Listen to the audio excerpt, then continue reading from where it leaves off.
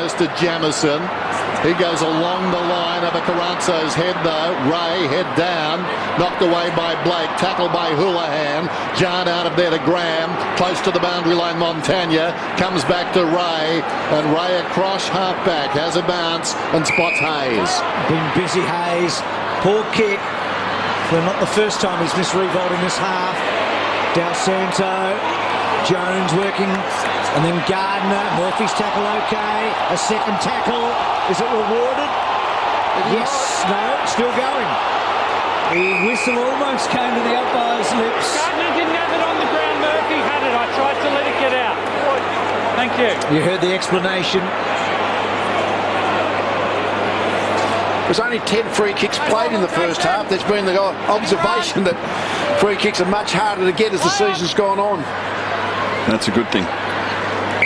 Don't you reckon? Well, I think it's logical too. Players get used to the rules, umpires get more used to the rules. The umpires get match conditioned as well, I think, so that making that judgment call of what is and what isn't seems to be doing just that little bit more stringently. Oh, that's a bad nose. Do well if you finish your career with a nose the same shape you started, don't you? Play on. It hasn't stopped you fulfilling your potential, Dennis, so don't worry about Juddy.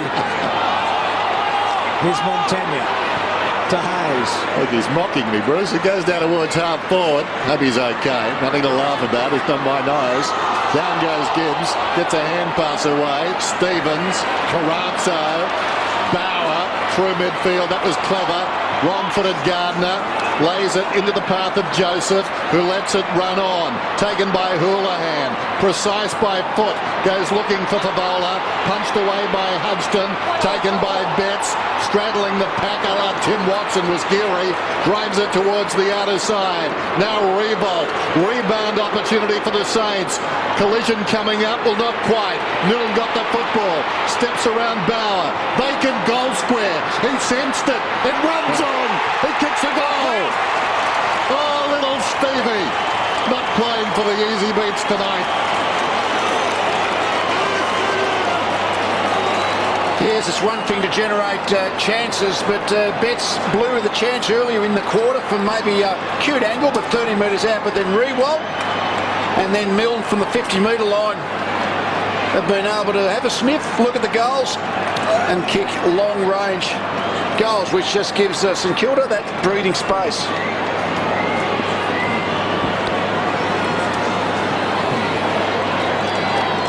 Terrific goal to Milne. Well set up. Gee, you'd want him back on as quickly as possible, obviously. I reckon he wants to get back on and get off the bench at the moment. Have a look at that. They're obviously straightening something up, but it's fairly graphic. Gee. And in the meantime, the Saints stretch their lead. Tackle's got to be legal. Probably a few eyes watching at home, watching all of that, I reckon. Yeah. Montagna to Ray. And then Ray to the pocket. Good kick. Schneider. Well done, Brown. Kozuchki kicked it forward. Jamison manhandled. Saints have got a sniff, you reckon, here. They're 14 points up. And they're trying to get a break again whilst Carlton are slightly on the back foot with their champ on the bench. So working hard to stop the flow of blood through Judd's nose there. Scotland by the jumper. Didn't have the football. Scotland gets the free. Good to see him back. He's in the back pocket. 71-57, just under 12 minutes away from three-quarter time. The margin was 3 points at half-time. Here's Greg. He's been good. Coming up to his 22nd possession. Knows how to find the footy. Well, not sure about the kick. Why there? Why to him? Can't miss him. He's got the blonde hair. He had the extra player in the back third there, Carlton, but they weren't able to spread well enough to find him. Revolt launches one. Oh, that's the ultimate penalty.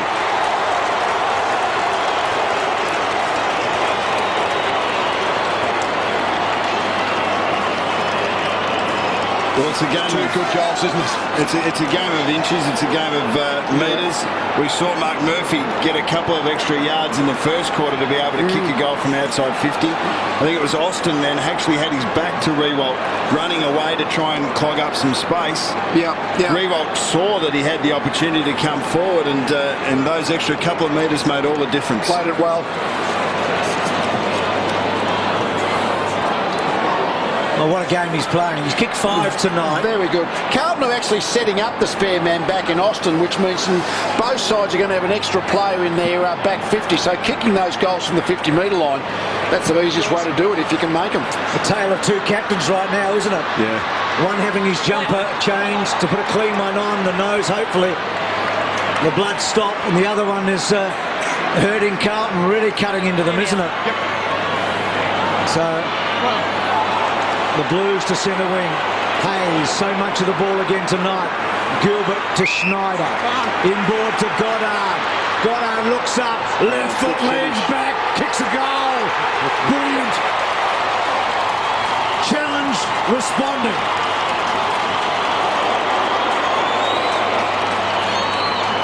Well, normally if you have a lot of long shots, you kick a lot of long behinds, but early in this third quarter, they've come through the 50-metre line. And Goddard, he was forced onto his left foot, not in dominant side, but gee, he thought his way through it well, saw the open goal square, 50-metre kick to an open goal, but 4 shots from the 50-metre line for 4 goals. That's enormously effective. Not the first time they kicked a goal into an open goal square in this quarter. Chris Judd is out there. The last 9 goals have been kicked at the Coventry end of the ground. Interestingly enough, Brendan Goddard's role was to play on Judd and run off him, and with Judd off the field, he was able to get more dangerous going forward. Stevens goes after the footy. Judd missed it. Hampson held a long time, must get the free kick. Chris Judd's sorry run against St Kilda continues.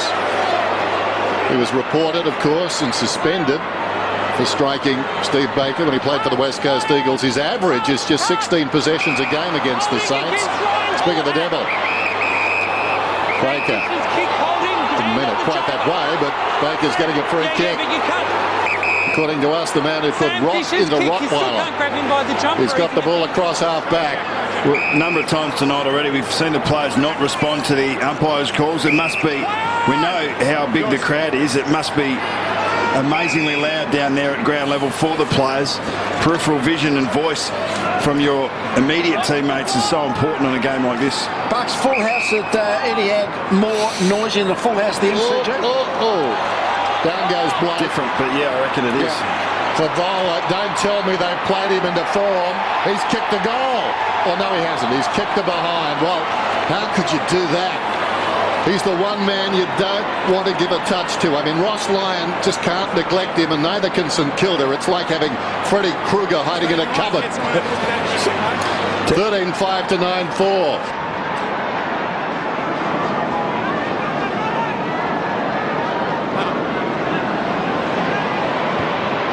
Judd hooking back, Garland underneath it, Gilbert coming across, playing like a quarterback in this quarter, then Betts and Garland, and a boundary throw in. Well, St Kilda were good in recent years with Sam Fisher and Goddard running off that half-back line, but Sam Gilbert's development has allowed Goddard to go in the middle. There's just so many dangerous avenues from defence to attack that they have across half-back. G. Baker was good then.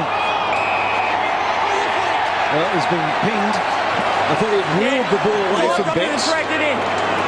Bryce, go back. So, in the battle of the patched up headbands, aren't they? Gibbs gets the free kick. Well, it's another 50-metre shot. St Kilda taken their 4. Now, Carlton just have to start nailing 1 or 2 of these if they've got any chance. Well, this is Murphy's spot from the second quarter. From the first term, he's basically where he kicked the goal. Just the 3 goals this season for Gibbs. This would be huge in the context of this match. It'd be the first goal for the Blues after half-time. It's not going to be one, though. He hooked it. Just didn't quite have probably the distance. I don't know whether he's a long kicker, Gibbs, and when you have to really try and unload, normally you will pull the ball left, hook it a bit. Montagna in the back pocket. Fisher He's been prepared to push up tonight. Can come back to Montagna. Good man to have the ball in his hands. Fisher runs. Untidy hand pass. Showed a lot of it to Gibbs, who emerges with the footy. Over the top for Bowler. Judd is still on in the middle. Doesn't use him. Pushed as he kicked. Wanders back towards